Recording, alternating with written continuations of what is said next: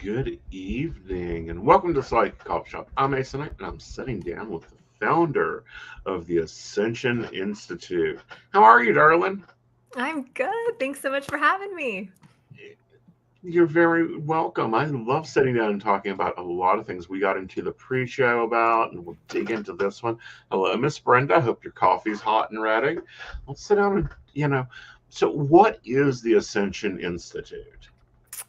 The Ascension Institute essentially is a community and a place for people to receive one-on-one or group coaching on ascension type sessions. And so anything that elevates your vibration, your frequency, your understanding of your life path, where you came from, starseed origins, all of that fun stuff. So it's a culmination of helping others in their own spiritual gifts, as well as people looking for assistance in their own life questions. Yeah. So how did you start out? Ooh, I started out as a medium. So, yeah. Which type? Spiritual channeling medium. I would see ancestors and right. People want to connect with their loved ones no longer in the physical world. That's how it all started. And so I just channeled messages, and from there, though, my gifts started to expand a bit.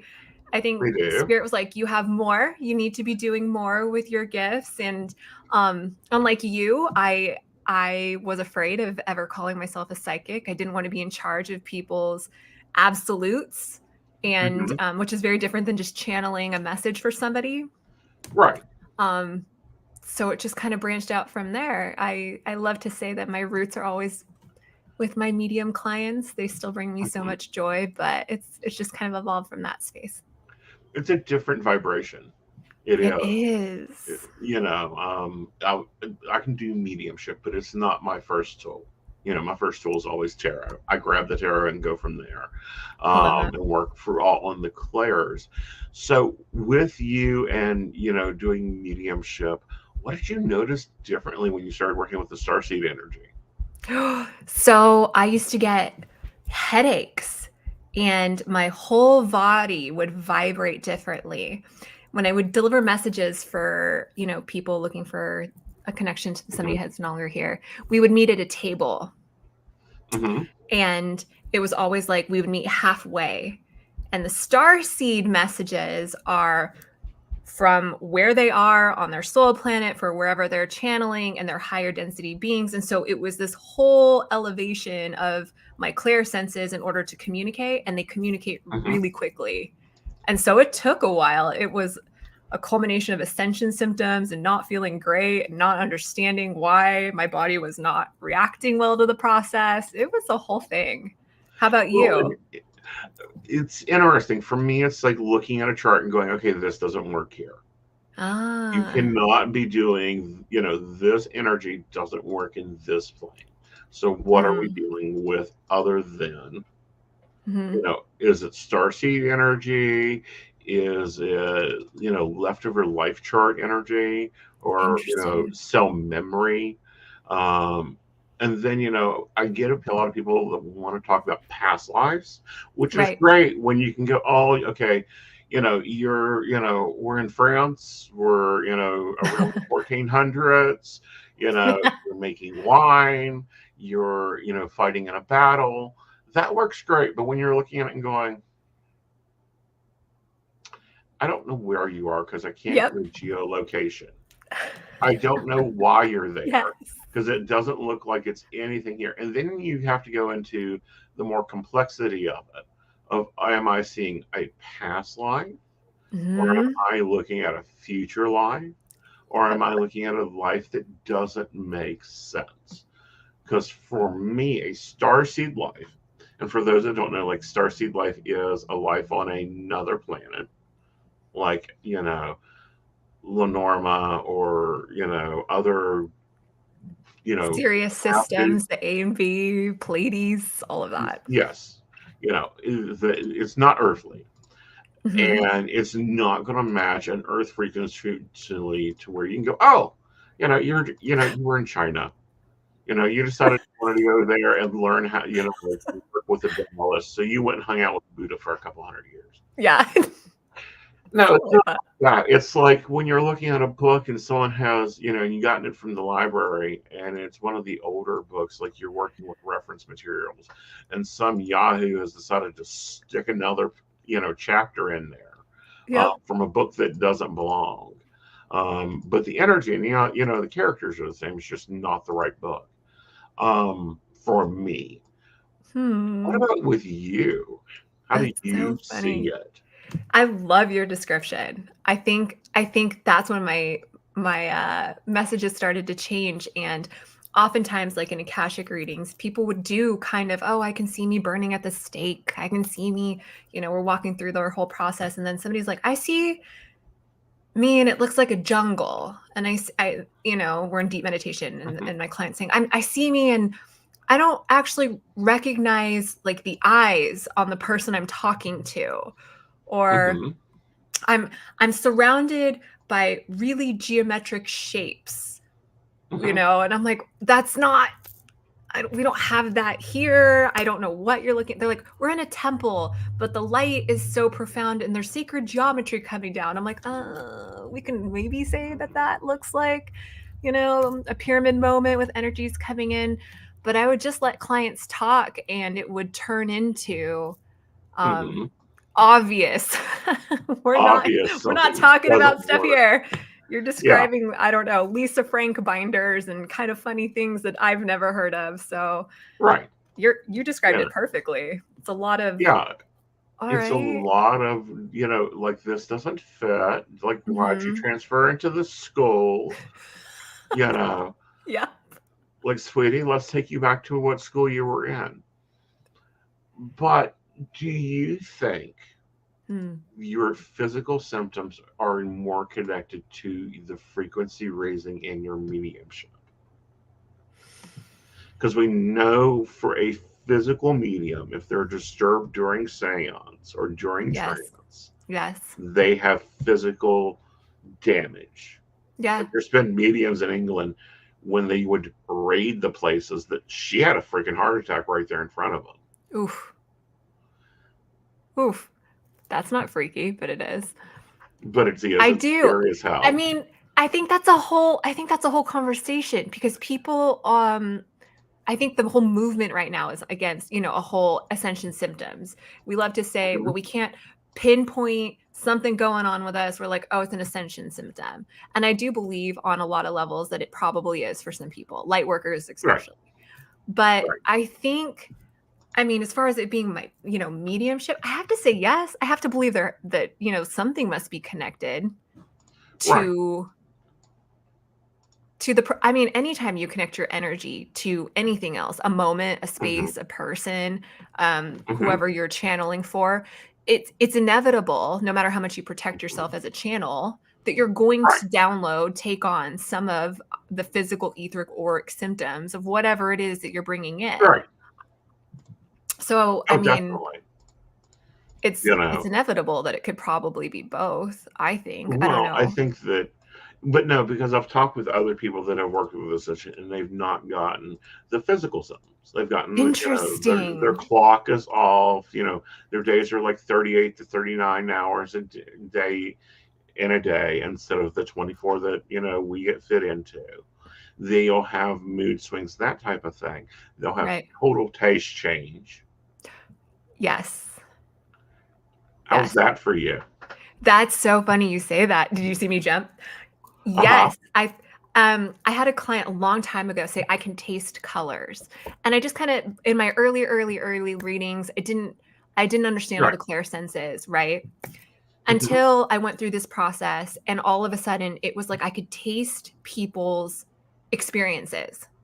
And it was the oddest sensation, because sometimes you would taste things that aren't earthly. You know, sometimes we can pinpoint, oh, that tastes like smoke. Oh, that tastes like lead. You know, these were things that I was like, I don't even know what I'm experiencing. This is like a completely different human sense than I'm not eating lasagna. It's a weird, I'm eating something different. And so it's, I don't know. I can only, how about you? I've seen everything, you know, and then, you know, when I say I've seen everything from a person that is an herbivore and they only eat vegetables one day, and like they get grossly sick with the idea of me having a blue steak, to they go through and they start working this ascension process, and you can't stop them from eating. You know, I always know something's off with me when I want bacon. Yep. Yeah. Bacon for I'm 100% vegetarian until I wake up and I go, I need bacon. And I'm like, something's wrong with me today. Something's off. There's there's a disturbance within your energy field, something 100%. To that. But you know, and that's where people like change their names.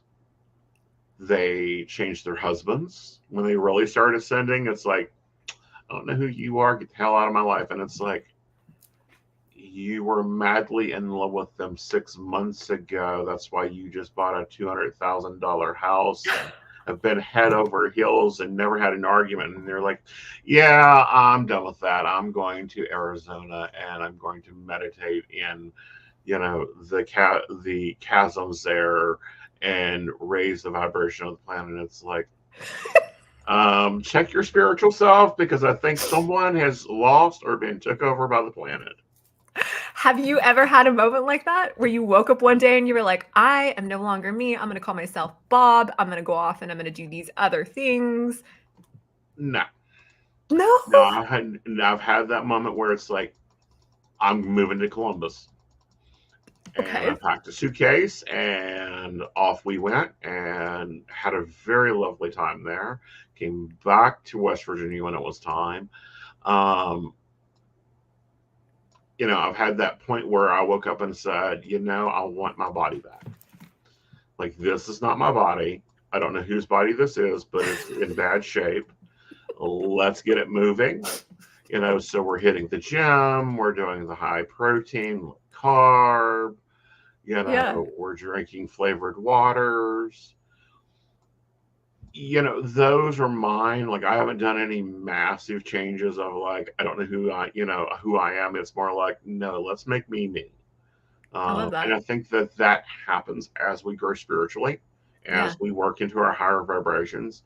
And, you know, it's been very clearly shown to me by my husband that if you don't work out, I will kill you, because you'll drive everybody you crazy. You don't have a choice.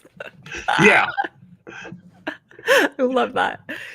Okay, so, well, my curiosity is, for me right now, clients feel a little like when they are doing their ascension process, that sometimes it's not even about them. They will be choosing their new things in life, but they'll come most disturbed, and you can speak this from a tarot perspective too, where they're so confused about what's falling away from them. All of a sudden, it's not even their choices. It's just, you know, the job doesn't align anymore. These people that have always been in their life, they're having mismatched conversations, and they're just like, I feel like I'm on a different planet all by myself. And sometimes, you know, do you ever feel like, as somebody like ascends, it's natural that all of the things don't align, like kind of fall away? Oh yeah. Fall away. How do you? And that's when you have to look at them and go, well, what are you trying to accomplish? For me, I backtrack that. Because when people are going through these massive changes, what I mean by massive changes, like they're changing jobs, they're changing husbands, they're changing relationships, they're going no contact with their mother just because, I don't know, she sneezed the wrong way. You have to get it back. For me, working as in the coaching view of it is, okay, take me back. Okay. what is causing, where's your end goal? Why is it that you feel you need to go do this? Because that when someone else is asking for justification from you, right, they tend to get anchors they've not thought of. I think, do you feel like as a medium that, or, Mm-hmm. what would you like to officially Yeah. be called? I'm a psychic. I'm the old-fashioned just psychic. Love it. Okay. Yeah. As a psychic, Uh-huh. you speak about these anchors. I think that's a really powerful comment. Yeah. What do you mean by you feel like they get anchored? Because they're going, I'm losing my fucking mind. Yeah, it's true. Okay. I just quit a $200,000 a year job. Yeah. I've just told a boss that he's fucking full of it and I'm no longer taking his calls. I'm packing up and moving to West Virginia because I had a dream about a mountain. And this is a conversation I've had. And I'm like, there's more than one set of mountains in this country. Yes, but West Virginia is where it is. We're moving there. We want to look at here and here. And I'm like, well, if you move here, you could forget that you were in the 2000s. You may get as high as 1955. If you require internet for your evolution, move here. Those are things that I say. And and they are just like non-cynical. Like there's no debating these people. You have to go find why. And it's more than a dream or their guide. It's like they have a desperate desire to get away from California. They have a desperate desire to be in a different geolocation because they don't feel right. Right. Do you support your clients in their endeavors in that space? Because I will say, obviously. Okay. I do. If you don't want to be with your husband because you don't even know who the moron is, leave him. If you want to change your life, do so. If you want to start doing readings, wonderful. I have tarot classes available. You have classes on mediumship. Like there's stuff out there. But I'm very much the type that's like, oh, you want to read? That's nice. Now sit down and get your foundations in place. Yeah, I do. I do think that's important. I have this whole lifestyle together. Yeah. Well, I think when people get excited about the ascension, because let's call it what it is. You have this one moment of when you're feeling great and you're like, ascension's amazing. And all the people that have been through it or going through it continuously are like, check in with me in a couple months. Yeah. You're going to look haggard. But yeah, I think anchoring in a foundation is so important. I think it kind of ties into that idea of like, know thyself. Like you have to have a know thyself moment. Like, what are you really aiming for before you go chasing the world? Right. Right. So or that's making major changes you can't take back. Yeah. Yeah. I think that's really big, especially when you're going through the ascension. And let's say you're going through it very young. For me, like 25, 26. Mm-hmm. Leaving college on a full Stern scholarship. That takes some kahunas, but it's like, give me an anchor point. I've told clients, sell me on it. I love that. Okay. Because they need, I can be their cheerleader, but they're going to be their own distractor. They're going to be their one that's going, they've packed everything into the U-Haul, they've slammed the door down, and they're going to have that moment of, oh my God, what did I just do? Yeah. And then there's going to be the panic on demand call to me going, I just sold my house. I just bought a house in a town I've never been to before. I just told my husband that we're getting a divorce. What the fuck have I done? Yeah. Where, why am I doing this? Why am I on autopilot?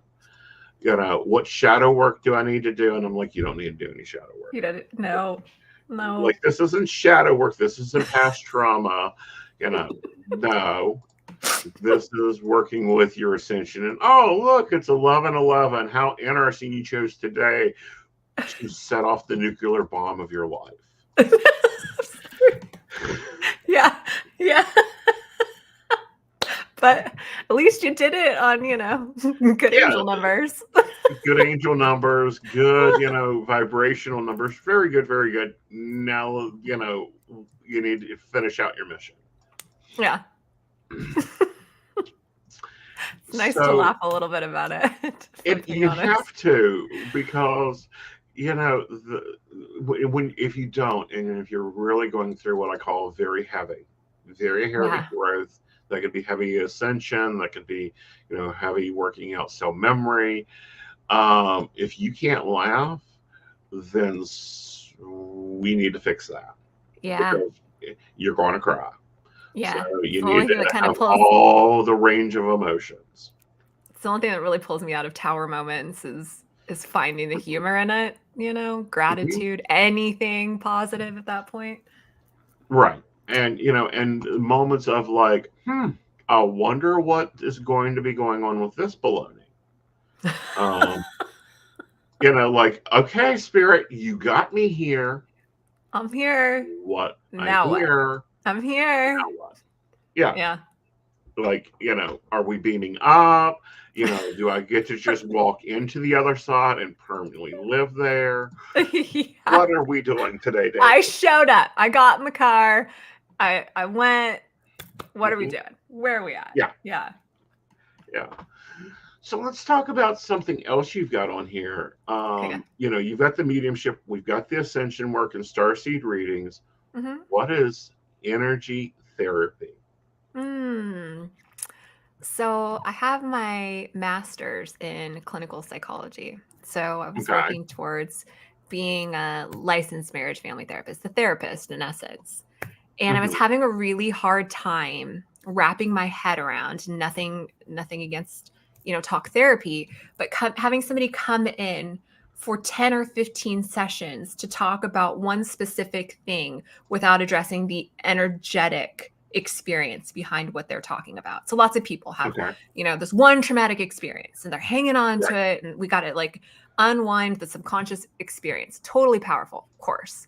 But while they're talking, I'm having this eye twitch moment because I'm going, oh, honey, but you have this whole energetic block from something that is completely unrelated, be it past life trauma, be it this life trauma, be it inner child healing, whatever. And so energy therapy was really birthed from people saying, I've seen me as an energy healer. What is going on with me while I'm talking? And I'm like, oof, everything's off. We need to clear your energy while you're talking about your experiences. And so it was a blend of both.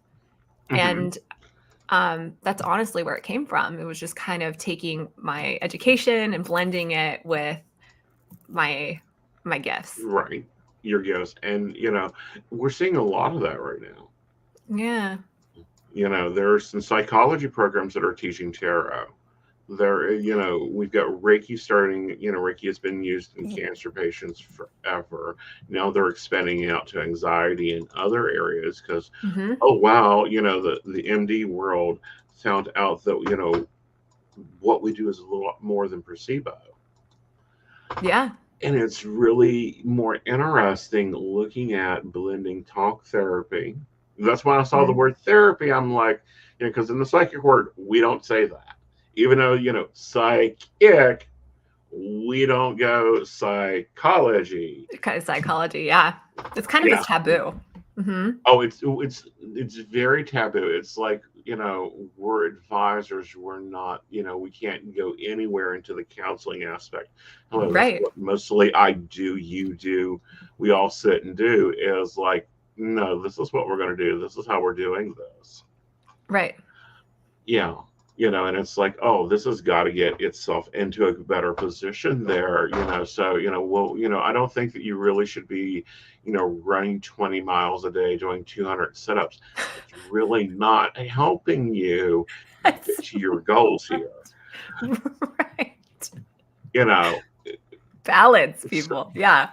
Balance, life force, idealism. What are you really doing? Oh, yeah. So we're actually treating an eating disorder.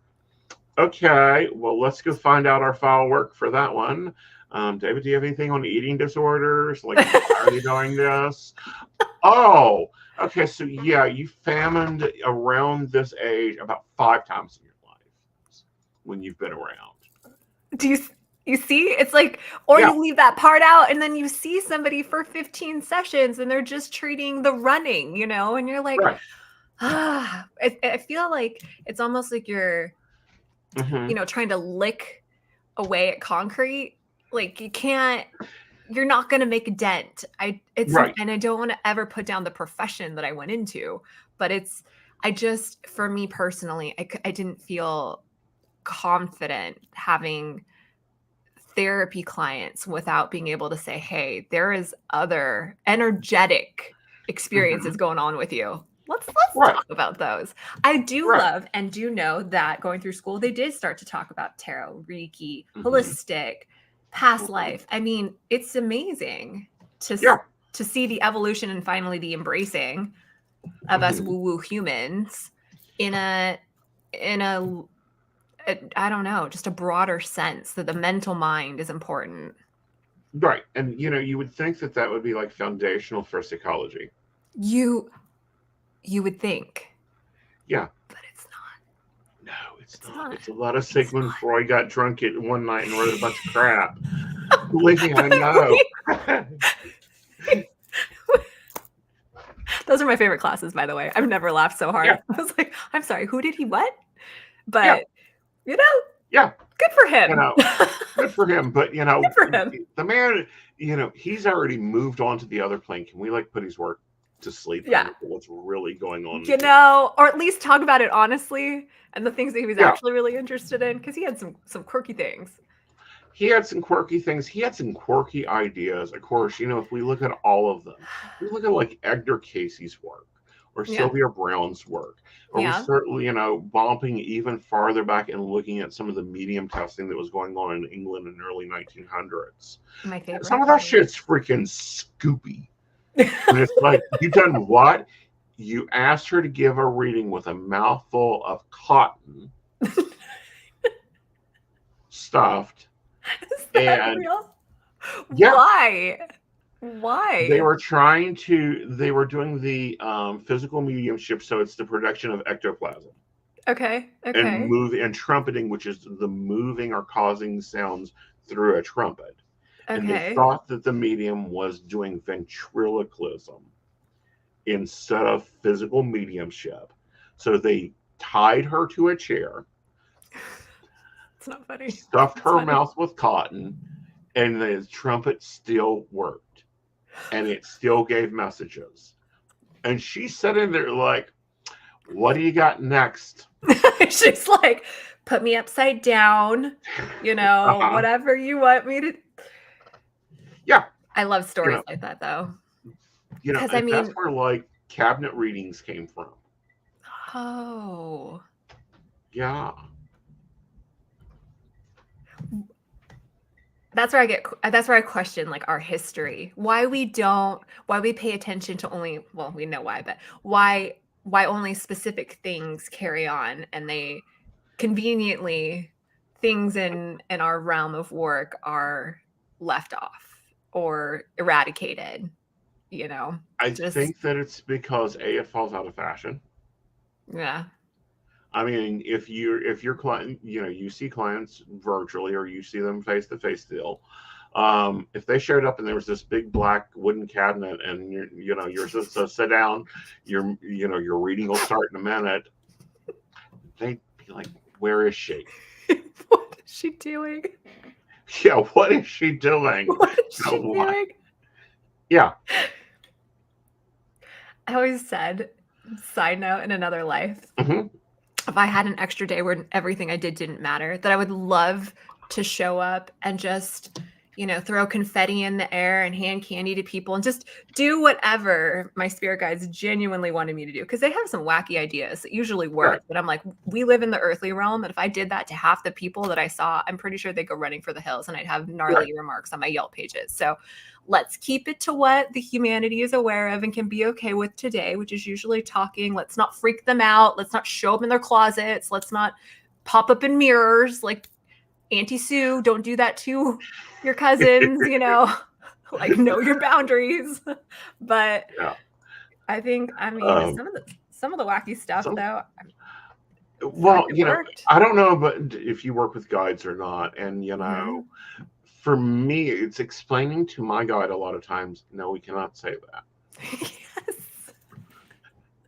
They don't care that in 5 years they won't give a damn what this man's name is.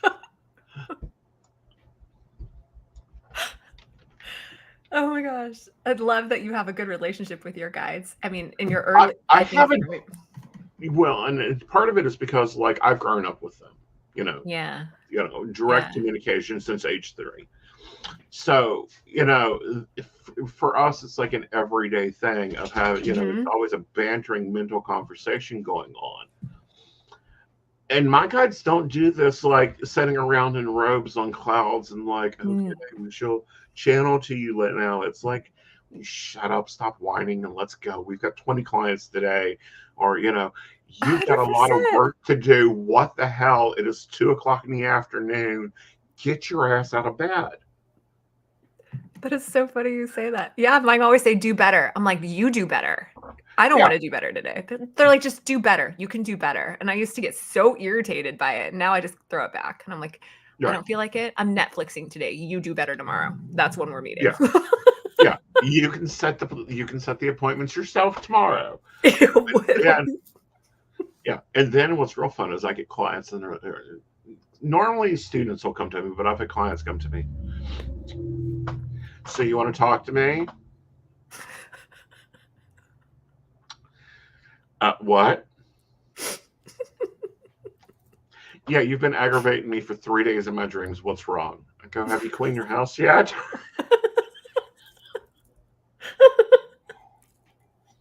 I love it. Yeah. Feel a little more normal here today. Thanks for that. For me, it's every day. It's life, honey, because, I've told my guides, 1, we are not getting into the Inquirer. Get over it. We're not having that today. I love that your guides have life goals. They're like, we're aiming, we have a bucket list. We've got a bucket list. We've got books to write. Now, come on, can we speed this up? And it's like, no, we've got other work to do. And there's no way that I'm like doing 15 other gazillion things out there. That's so funny. I mean, that's kind of the life of a psychic channel or medium ever, where you are always working with spirit, and spirit is not a cloud floating. I have like 4 guides, and one is always diligent. I have one who's really pragmatic. I have one who takes nothing seriously. I have one who is always there reminding me of my to-do list. And I'm like, chill out. We have apps for that now. It's this whole evolution of guides, but we need each other. And so that's why we put up with one another. Because it's a full team. Yeah. And I think that people don't get that idea that it's actually a full team out there that is, people get really stranged out or freaked out when it's like, I'll have my team work on that and we'll get that article next week. And they're like, I hope you put that in an email. Yeah. There's you, there's, we know you have a virtual assistant. We know that you also work with your husband. How many people do you have behind you? And it's like, depending on the day, 6 to 10,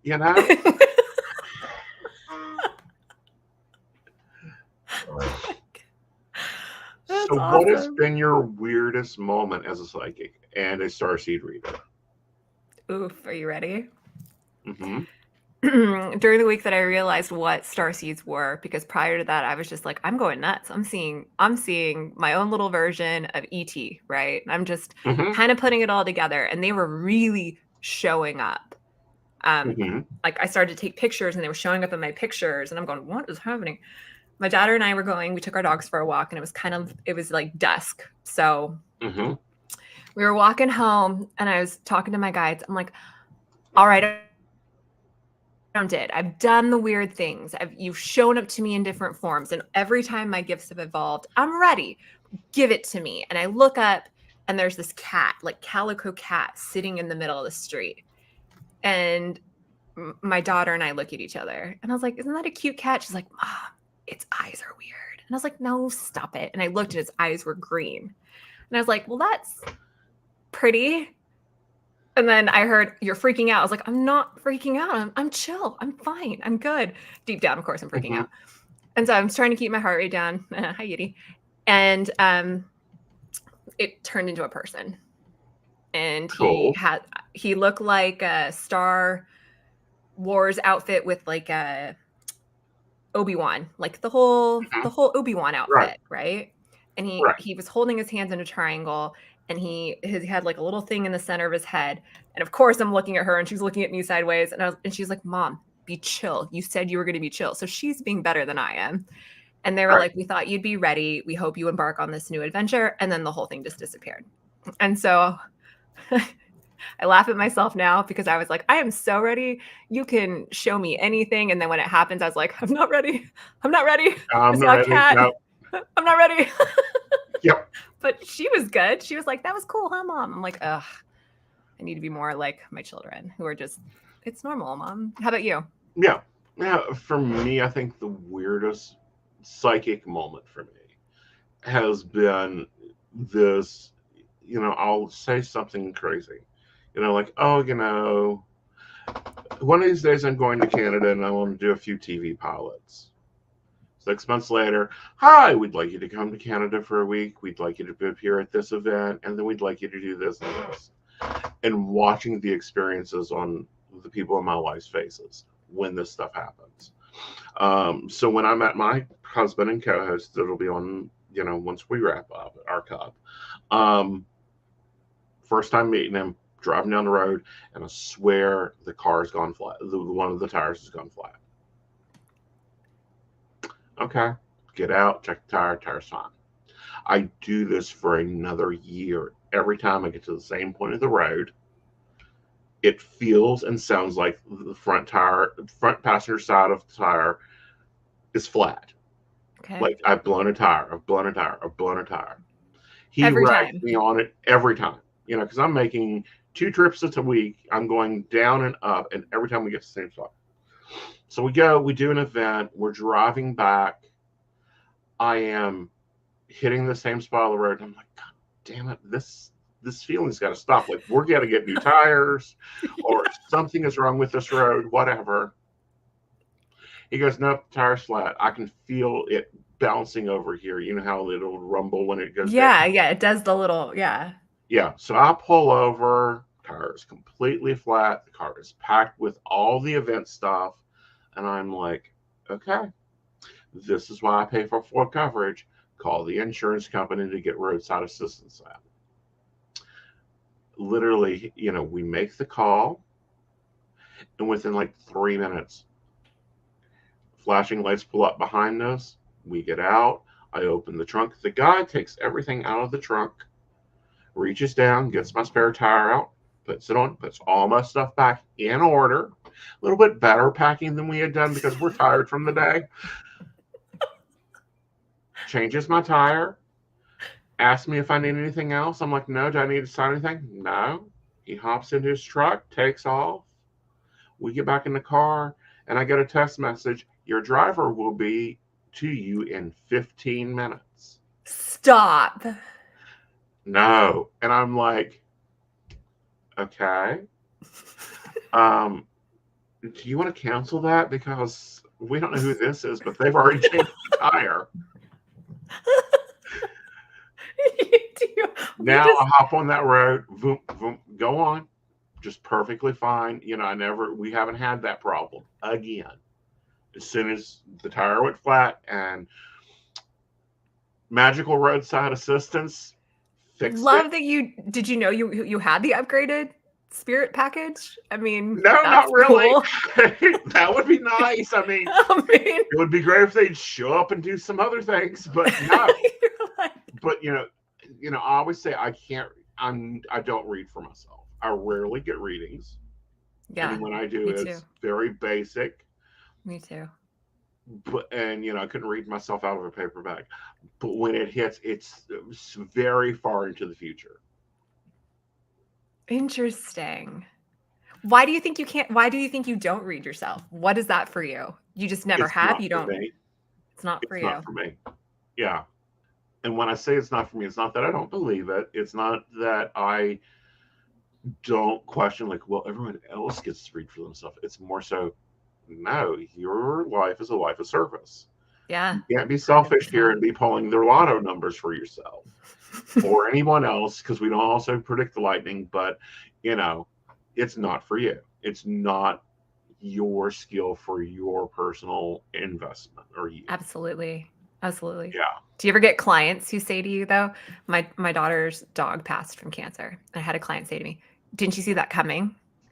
I was like, oh my gosh. I don't read my own life. I really try to lead. Like, of course, I'll lean in things and be like intuitively, like which one should I pick? What color should I pick for my website? What direction? Little things, right? But the main events that I'm supposed to experience, no, I don't get this pre-warning postcard in the mail that says, by the way, you're gonna lose your dog. Like, obviously, that was a whole family needed to experience moment. So, okay. But have you ever had clients say to you, like, didn't you know that was going to happen? Oh, yeah. I had listeners say, didn't you see that happening? And it's like, no. I don't get the memos. They go to spam because, I get enough of all the rest of them. So how do you like to work, honey? In what regard? With like clients and... Yeah, like where do you like them to jump in at? Coming from medium, most people range in the gamut of, yes, I've seen a million mediums and I've talked to my uncle a million times, to I've never done this before. I don't know what's going to happen. Don't make anything float in this session. Okay. So I think I've learned in that process to meet people where they are. I don't, especially, I try to really keep an open mind about it. And at that time, I wasn't doing any kind of coaching. I was just there to do a service. And so that kind of gave me the foundation of just be really, really open to whatever journey people are on, wherever they're at in that journey. And so I think I've carried that kind of mentality into my current business. But is that the same for you? It is. It is. I like them. I have people and they'll go and they'll book an hour session and they'll have like 2 questions. And I'm like, what did you expect for the rest of the time here? I get that too. So I'm always like, book a 15-minute session. We can always extend if you need it. Yeah. Or if you have a specific thing, then book a specific or, specialty spread, whatever. Yeah. What about free? What's your on that side?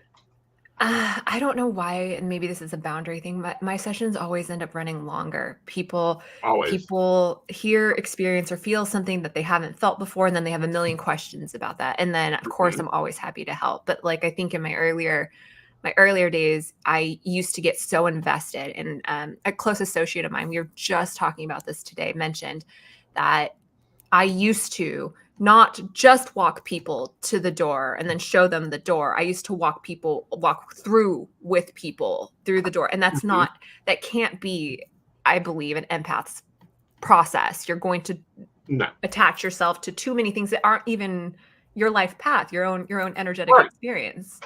And so it's just, that's when you learn all the boundaries of learning to like protect your own light and drawing in your own energy and all of that stuff.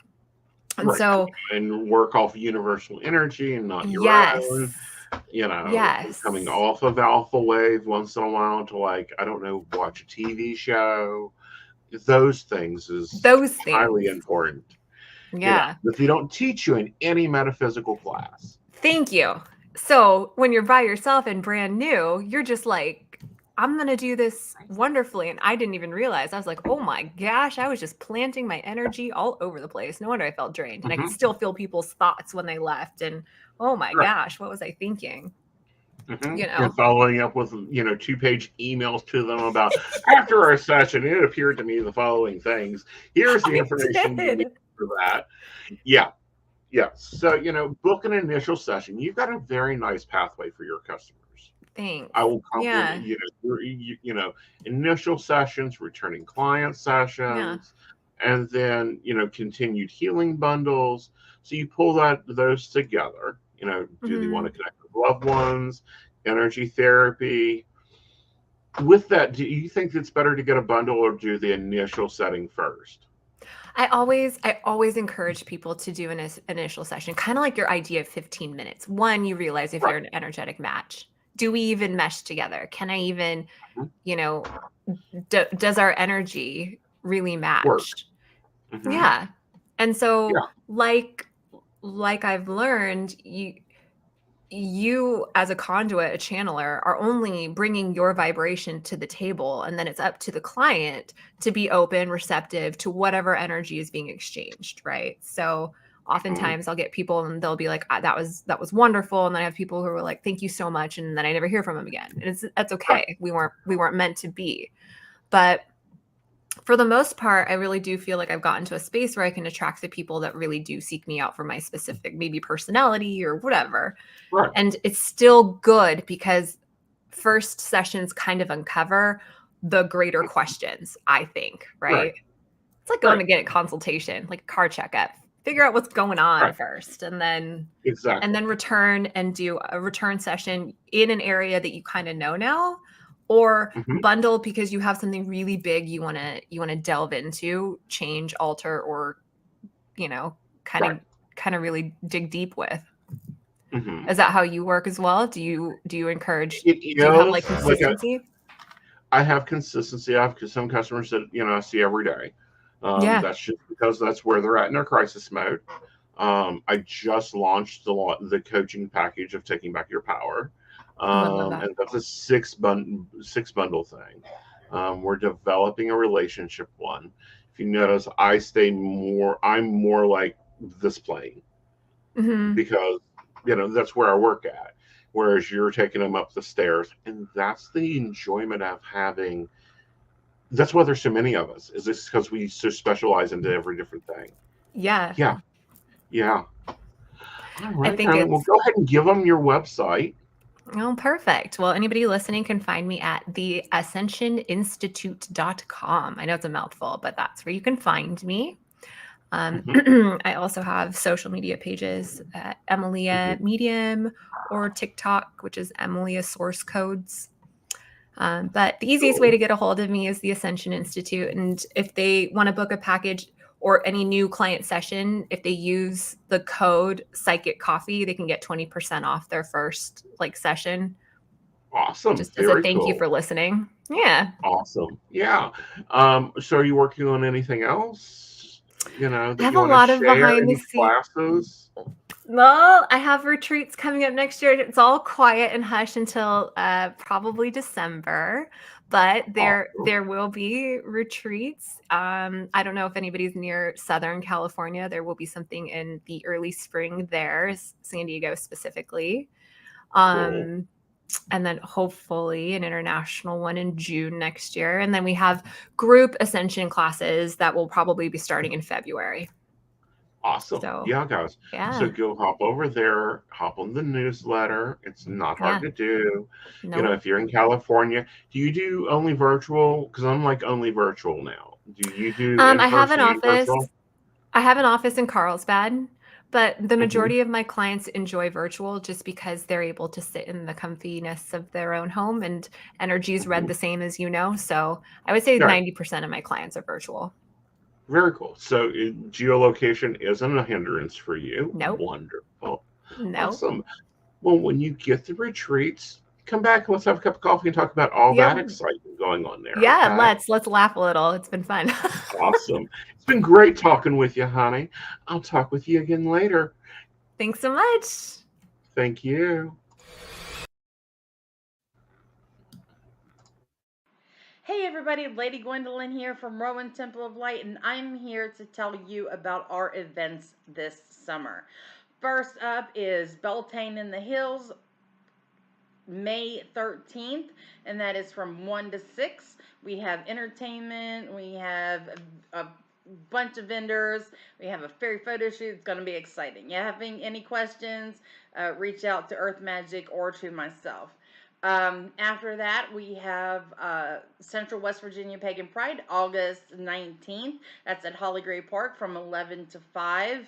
for the day. And we will have Sarah Masters coming down from Pittsburgh to be our keynote speaker. We have some great classes for that. So if you want to get involved, reach out to RowanTempleOfLight@gmail.com, or just follow us along on Facebook at Rowan Temple of Light, and we look forward to seeing you out in the community. See you there. Welcome back, Goblins! My name is Jason, and I am the host of the Esoteric Book Club, a podcast that examines titles on the magical, paranormal, the mysterious, and the strange. I release 2 episodes a month in which I review books on esoteric topics, recap news of the weird, and conduct interviews with authors, practitioners, and experiencers. The Esoteric Book Club can be found on every major podcast service or can be streamed directly from esotericbookclub.org. Hi, I'm Aeson Knight. I provide tarot readings covering everything from love and relationships to your life questions and your most spiritual answers. And also, I provide a lot of guidance in finances and divorces and all those relationship problems. So, if you'd like to get a reading from me privately, not on air, you can feel free to do so by visiting aesonknight.com and booking your appointment. I also provide on-demand services, so if your life is a little chaotic, you can go ahead and click that Call Now button there on my site. It'll connect you to Keen, and if you've not been with Keen before, you'll get 3 free minutes to talk with me, so that's great for a quick answer question. All right, guys, back to the show. Enjoy. Bye, y'all. Hi, I'm Tracy Van. I provide a blended reading consisting of mediumship, psychic, and tarot cards. A reading from me can cover any guidance you need from relationships with your partner or your family, spiritual, financial, any questions you may need clarity on. If you would like to book an appointment with me, check out my website, tracyvann.com. That's TracyVann.com. I have bookings from 15 to 60 minutes you may choose from. That helps if you just have a quick question, need an answer, or if you're looking for a reading in more depth, I'm here to provide the guidance and clarity for you. Let's just figure it out. Bye. Hello, darling. How are you? I'm doing well. How are you this evening? Doing well, doing well. It's been a great evening of conversation. Yeah, your guests sounded amazing. They have. Well, it's Gail. She brings me fabulous ones. All right. So with that, we're on to Are You an Asshole? Yes, and I hope Emily is watching or will watch. I will definitely probably drop her a link to this if she's not showing up in the comments. Okay. Hey guys, so am I the asshole for locking up my romance novels so my husband can't throw them away? I love romance. To be clear, I don't enjoy self-inserts or wish fulfillment romance where I'm the target. I love reading about 2 individuals falling in love and the idea of eternal love. I read a lot of romance books. I also enjoy Josie manga, webtoons, comics, and short stories. My husband recently started having an issue with my romance items. He says they are in the way. I keep my books on one bookshelf. I have my own iPad, though I prefer physical books. I have my own library card and account. I do my half of the chores, pay my half of the bills, and do my part around the house. The romance books are not affecting his life in any way, but he hates them. He made a comment about throwing them out and having a fresh start. So I bought a small cabinet dresser with a lock on it from Amazon and locked up all of my novels. My husband tried opening the door of one and found out it was locked. Now he is upset and guilt-tripping me, saying that I don't trust him and that I care more about my romance novels than him. Am I the asshole? No.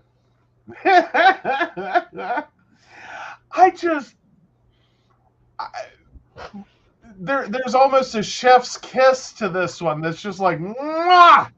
tell me you don't understand what you're doing without telling me you don't understand what you're doing.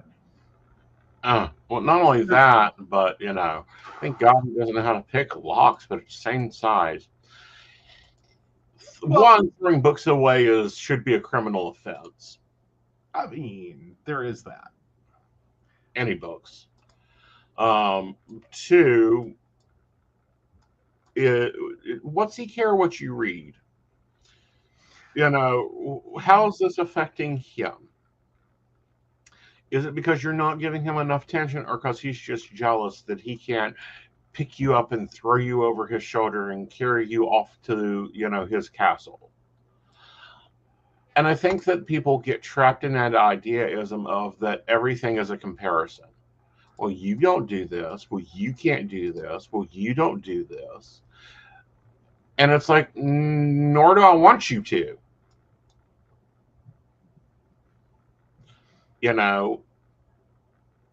It's like Psychop.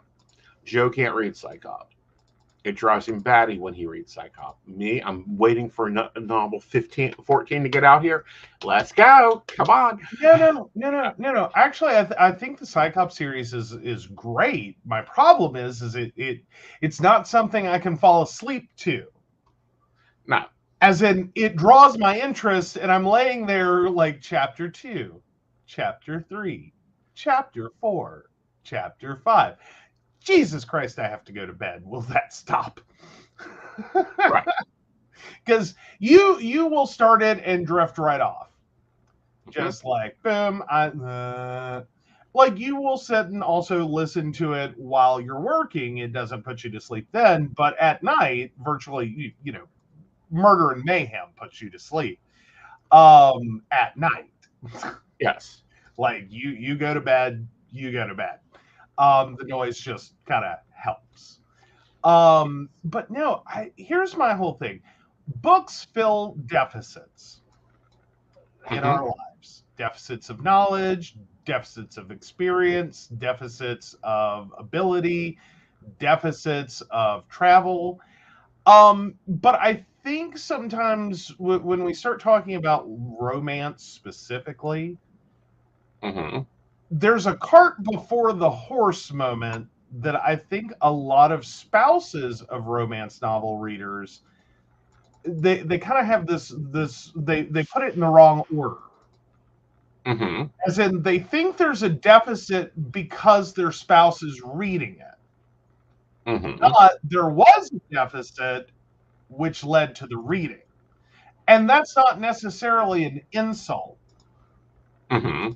Like, some people have traumatic histories with relationships. It is nice to be able to sit and read about really cutesy, young adult fiction. Romance, for instance, which this kind of sounds like where this OP is kind of that, like, you're somewhere between like 18 and like 25. And you're dating and you're just not sure, and you're looking for a husband, and you're not finding the right person. That sort of seems like where they're at. That kind of awkward butterflied, the whole world is my oyster, budding romance. Sounds like roughly where they're at. That's not necessarily a bad thing for your spouse to be reading. Moreover, and my chef's kiss of like, God, tell me you don't know what you're talking about, in terms of OP's husband, is the funny part about romance novels is they usually increase or at least stabilize any kind of romance deficit in a relationship. Like, or they make it more tolerable for those who don't want to date. It makes it more tolerable for those and gives them an experience and an opportunity for those that are already in bad relationships to kind of replace some of that in their head. And it's more likely to put people in the mood, not take them out. Right. You know what I mean? Like if your spouse is reading romance novels, there's a higher likelihood that you can get laid out of this than if you throw the novels out. Now you have a problem that you need to solve. Right. And let's start talking about our relationship issues and all the things you need to do to fix them. Right. You know, and sometimes those aren't fixable. Like sometimes people just wish they were a millionaire or they met a millionaire and like love that exciting world travel fantasy life. There's nothing wrong with that. It's not an indictment of your spouse to have a fantasy. It's not. Well, it's not an indictment of your spouse to have a fantasy. It's also not an indictment that you have to like everything your spouse likes. Mm-hmm. You know. Well, and you don't like, and even we've talked on the show that your massive comprehensive list that led to us dating. I didn't exhaust it. There were some items left. You know, more to the point, like the novels you read or you know that you like that are technically sci-fi but with a romance component. Those are more so, I can't be a werewolf. Like I cannot be a mythological creature. Like I'm just not. Yeah, you're not a werewolf. You do really good sometimes at acting like a werewolf, but you're not a werewolf. You're not a vampire. We have, I have a series that I love. Luckily, I know the author personally, and he does fabulous work. Which, I mean, these are all great things. This is not a detriment to my relationship. Right. That is a creative outlet. That is a place for your brain to go and have fun. Yes. It does not negatively impact our relationship. Now, if you want me to like superhumanly throw you across a room and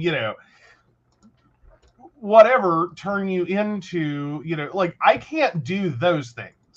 And if that were to become part of your expectation in our relationship, we would have a problem with the novels. Right. Like I don't see you picking me up and carrying me, across the house. That's just not happening. Yeah, but generally speaking, very, very, very few people start getting unrealistic expectations for their relationships based on what they read. It's exploratory. It's a place to go. It is a fantasy. I'm sorry, I read Brenda's comment. Well, you read a lot of Brenda's comments. How about a little bit more detail for our listening audience? Maybe she should start reading murder mysteries and serial killer books and leave them laying around. Well, it does have its benefits. But anyway, sorry, you were about to say. I don't get how he says they're in the way. Is she piling them up on his side of the bed? No, she's made it clear they take up one shelf. Now, whether she means one entire bookshelf or one shelf of a bookshelf is a little unclear. Based on the cabinet that she bought, what it sounds like, I think it's somewhere between the two. That it's a little more than a shelf, it's a little less than an entire bookshelf. But even at that, like that's not like, I'm sorry, you live in a home, you get space for your stuff. Right. So let's move on to the next part of this, which is more pissing me off. Okay. You locked it away so you don't trust me. No, I don't trust that you won't destroy my items. Yeah, you kind of violated that when you pitched your little temper tantrum. Like you showed yourself untrustworthy. Like when you don't want to let your spouse own something and you threaten to throw it out. I'm like, here's my general theory on this is if your spouse threatens to throw something away, right, and you don't do anything to secure it, right, and they throw it away, that's kind of on you. Right. At that point, like the intention was clear, I'm throwing this out. Right. No, don't throw it out. I want to keep it. And then I don't ever touch it again. Right. Argumentatively, like I didn't take any, effort to protect it. Right. Then it kind of becomes you agreed in a sense, though I will still argue this is a wrong way to go about things, but you did kind of end up agreeing in a sense. That you didn't care enough about it to prevent that from happening. Right. Now, on the flip side, it is very, very, very reasonable that if you're threatening to throw out someone's stuff, that they find a way to prevent that. Right. Like, that's reasonable. Like, and that goes for anything. If we're talking about, high school T-shirts that, your spouse just, God, it's so holy and torn up and just throw it away. If you don't like donate that or whatever, I'm going to throw it out. Okay, buy a Foot Locker, put it in there, and your spouse can hush on that topic. Like, I put it away. It's out of your view. You don't ever have to see it again. But it's mine, and I choose to keep it. Right. And I think that's reasonable. More to the point, however, I don't think you really do anything good in relationships when you force that. Right. You know what I mean? Like your spouse is allowed to have things, and you don't have to appreciate them, like them. You really don't even have to tolerate them. Right. But you do have to accept that they are your spouse's possessions. Right. You don't get to make that choice. Right. And we do have kind of this broken idea, I think, that, it's appropriate for spouses to throw things out that their spouse owns. Right. Like, no. I understand sometimes it's cumbersome, it gets in the way. Like, my God, how much hockey equipment could one person possibly have? And you don't even play hockey. You haven't played hockey in 20 years. So why do you have all that crap? And it's in the way. Trying to turn this into a different, text. It doesn't matter. It's not yours. I understand it's in your way. I think you have every right to ask that it be put up in a way that is not in your way. Right. I think you have every right to box it up and put it in an attic. I think you have every right to, do that, but you don't get the right to throw it out. Right. Like, that's where the line is. It's like, nope, that's a possession. You don't have to appreciate it, like it, or even tolerate it. But you can't throw it out. Right. And it doesn't sound like, and I think the main problem here about that is they went from a 2-bedroom apartment to a studio apartment, and he sees the bookshelf as being a space taker. When I'm like, bookshelves are used in studio spaces to create walls. Yeah. I think it goes beyond that. I think it's just an easy target. In a sense, is like he already didn't appreciate those. This is just the excuse.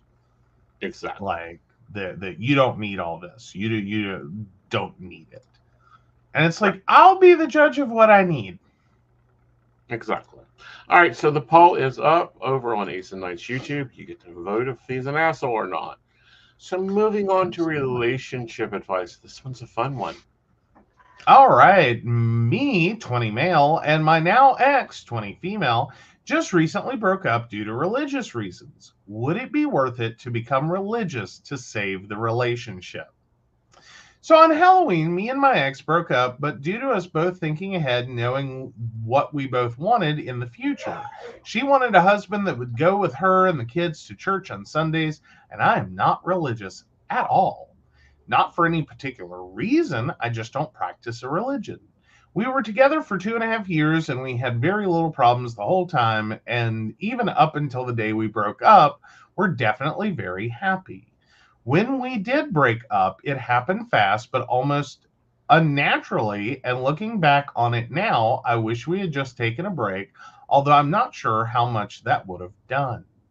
Anyway, I've recently been thinking, would it be that bad to just go to church once a week and spend time practicing her religion? It wouldn't be much of a commitment, as the way it seems, nothing would change aside from going to church once a week. Most other aspects of my life now and then would stay the same.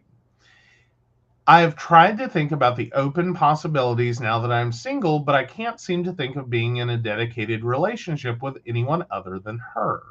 I know that I am still young and the possibilities are endless, and that there are many other women in the world, but there was absolutely nothing wrong with the relationship aside from the fact that we both wanted separate things dealing with religion, but that was it. So would it be worth it to compromise completely on my end and become religious to save what could potentially be my life?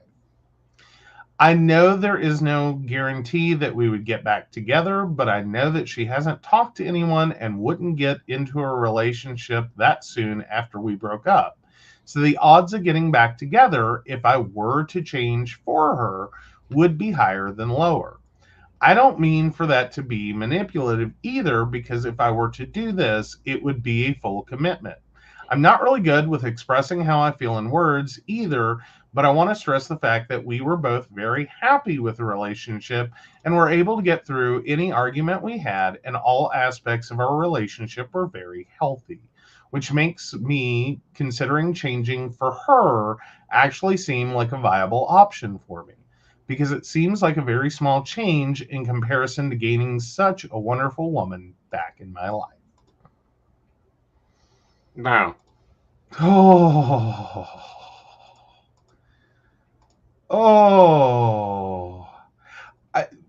This is the very non-religious take on, like, the level of non-religion required to have this take on joining a religion.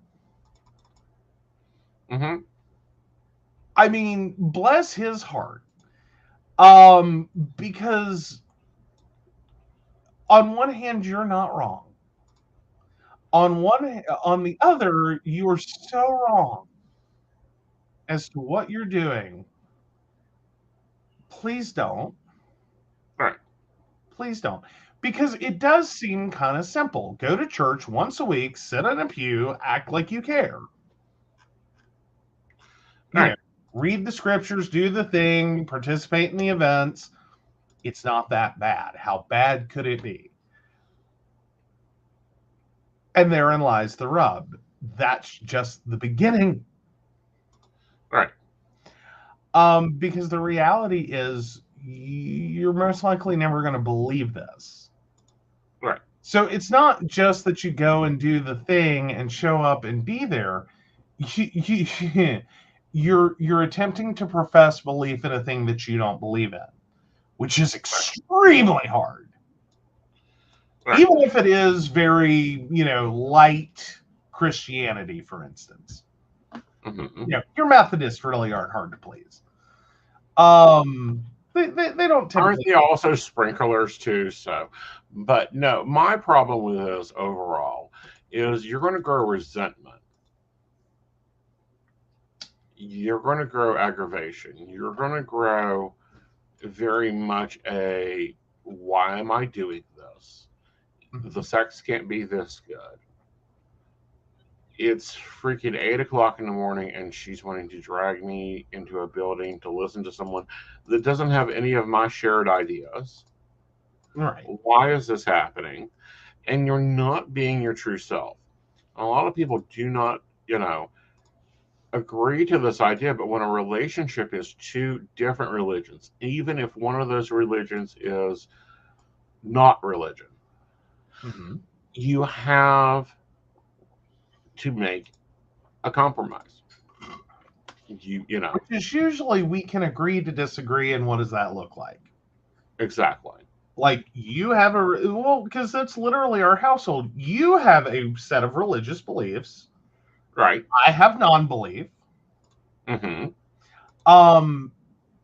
can be like, and we have to agree to disagree on that.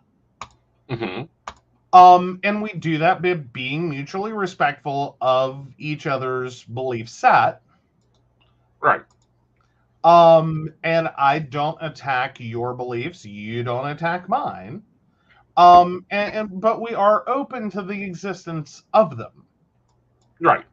Like, I willingly will go to religious events and ceremonies and rituals and like however you want to word it. I will willingly go. I will even willingly participate.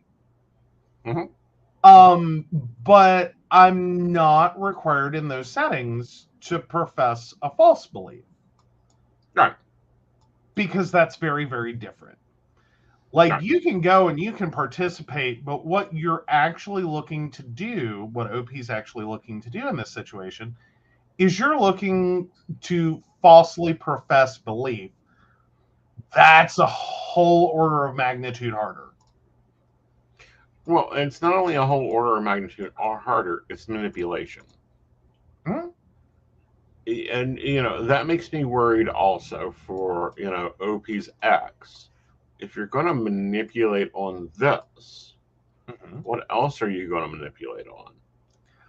What else are you going to try to use to your direction? I don't know that she was trying to manipulate. I think she just finally went, this can't ever work. No, honey, I'm talking about him. Oh, yeah. Like, fine, I'll go to church. Why don't we join this shiny, happy people church here where I'm the leader of the household? There is that. But I think there's a bigger looming issue as you're looking at having children, and that's the whole impetus to this false profession of belief, is to maintain the relationship because she wants to raise kids with you, but in a church setting. Okay, so now not only have you professed a false belief, you now have to effectively indoctrinate your children or fight with your spouse over the fact that that's indoctrinating children. Right. Because that's typically another hard point with Christianity specifically, as well as just a couple other religions, is that get them while they're young is a really big part of their system. Right. Is before they can think their way out of a box, cram some God and Jesus in there, and then tell them not to think about it too hard. Sadly, is the experience a lot of people have. Right. When they grow up in the church. Is that before they're able to actually make a decision, they're called and bullied practically into making a profession of belief, and committing themselves to the church and getting baptized and all the things, before they've had a chance to actually take in what they've been told and understand it. And then, God forbid, they ask questions about it, because that's generally frowned upon.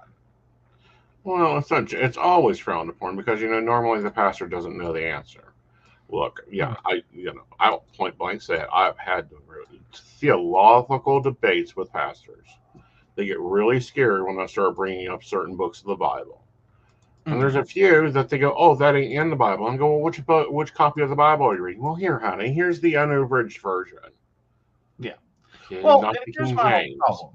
There are a number of people, and probably people you wouldn't guess, that are non-thinking, non-believers that show up on pews every single Sunday. Mm-hmm. Don't rock the boat. Don't ask questions. Don't argue. And pastors don't have a problem with that. No. Don't create a problem for me. You just sit there and take it. And make sure to put your 20 in the collection plate. Well, inflation now. Put your 20 in the collection. Your 40 your 240s in the collection plate. Mm-hmm. Whatever. However much money you put in.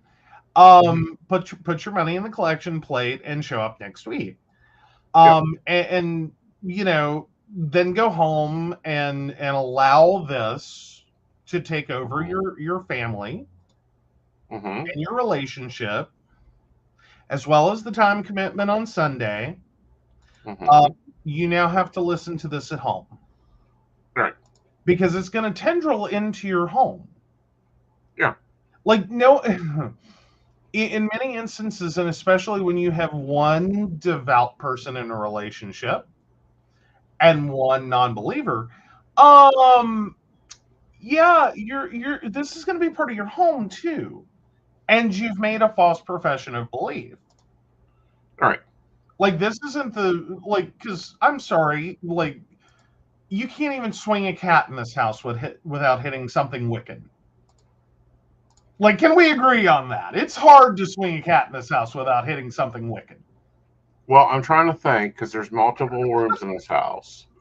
Now, if I've got all church cloth started, yeah, okay, I'll give you that one. Yeah. So we can pretty confidently state it is tendrilled throughout this house. Right. But that's coupled with we have a mutual respect and understanding. Mm-hmm. I don't have to look at these items from a perspective of false profession of belief in them. Right. I can respect them because they are important to you and are important to your religious belief. Mm-hmm. But I'm not beholden to them. Right. I'm not supposed to necessarily honor them and etc. Like I don't. They're not. Respect them. We joke about you taking Buddha for a drive. We joke about it all the time. It's like that, and that's the other part of it. That is the joy of real compromise on religious difference. We joke about it all the time. And there's back and forths. Yeah.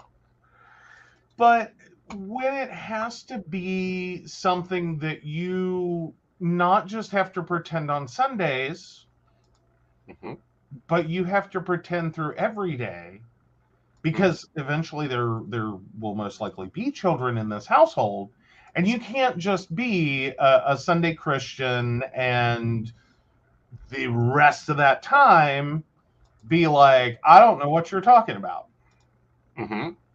Because you've made a profession of false belief.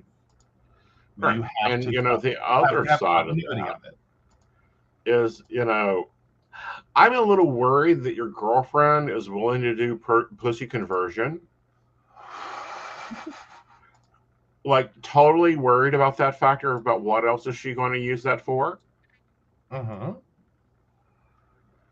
Yeah. Well, I don't even know that's exactly where that's at. I mean, I see what you're saying is it kind of, I think maybe he's looking at it as being more innocent than it is. Right. And there's that potential. I think we can all agree there's a strong potential there. But even if it isn't, it's like, I don't see this going well long term. No. That fundamentally you didn't compromise over your beliefs. You compromised your belief. Those are two very different sentences that sound very, very similar. Yeah. When you compromise on beliefs, you can agree to disagree and have totally independent beliefs, and you can talk about them and discuss them and be respectful. When you compromise your beliefs, then you have given up your own and you have assumed someone else's, and that is what controls this relationship. Those are two very different things. Yeah. And, they widow and they will foreshadow, they will widow away. Whittle. It'll take a, there you go. Thank you. It will whittle away. Mm-hmm. Yes. Right. And the resentment builds, and then the negativity builds. And then one day you look and you're like, nah. And then what? Your relationship's over because you decided you're not going to church anymore because you're tired of it. You're not going to say and pray before your meal because you're freaking hungry and you're tired of waiting around. So, through their 2.5 hours of prayer over their food as it gets cold. Or so it would feel when you're hungry. I think the words that keep trying to scream their way into my brain, and it's finally here, come from Eleanor Roosevelt, or at least that's who the quote's often attributed to, is no one can make you feel inferior without your consent. In this instance, you will be consenting to having your beliefs made inferior. Yep. That's not good. Like there's no good place to go from that. Right. I think you got close, very, very, very close to everything you want in a spouse. Mm-hmm. Minus one very big important thing. Right. And I'm sorry that at 20 you got this close to be let down. Right. But he's giving some factors to accounting. Mm-hmm. That, we never fight. Of course not, because her religion teaches her that, you are supposed to be the head of the household. So, exactly how are you supposed to, when she's going, well, if he's going to be my husband, I need to take his lead. These are the inflections that we see so much in religious dogma that no one fully pays attention to and goes, hold it, just where is this at? Just why is this here? I mean, and again, sometimes your traction on that may vary by denomination, but you bring up a very valid point that if her particular religious belief does have a lot of subservience, then no, you're not going to fight about anything. No. Because if she's constantly deferring to her future husband, then no, you're not going to fight. Yeah. This was just the one thing that's like, nope, I can't not do this. Right. I'm required by my faith, my religious belief, to have this. If you can't provide that, then I have to find someone else. Right. So, yeah. I think it's always important to talk about beliefs and to give them their due respect. Right. In relationships. Right. Because it's not a small thing. Right. So, alrighty. Alrighty. All right. So with that, let's go check out the poll. No. Once again, you are not the asshole for locking away items that your spouse said they'd throw away. Yes. Yeah. Hey, I think that's a good one. I think that touches on a lot of different concepts. It does. It does. It could almost be have been the relationship advice. Don't throw away your spouse's shit. Don't threaten to throw away your spouse's shit. Don't get mad because your spouse owns things that you don't understand. Right. So, yeah. All right. So with that, just a reminder that this weekend is Psychic Saturday. You can go ahead and book your appointments now. And And that's where I go on discount. I am going to be on network later. Take it away. All right, so of course we want to thank Beverly Walker, Mika G, Kathy, Mary Winfield, Brenda, Shannon C, Shannon D, Lady Gwendolyn, Charles Shaw, Tracy Van, Caitlin Bell, and Devin. If you'd like to learn more about us, the show, or how you too can become a Patreon sponsor and receive all the wonderful benefits our baristas receive, please visit us at pcspnetwork.com. Exactly. And guys, we will not be on Coffee and Tea on Thursday as the U.S. is taking Thanksgiving. Natalie will be joining me next Thursday. So we will see you on Friday for Mountain Bears. Until then, good night, y'all. Gobble, gobble till you wobble, wobble. Bye.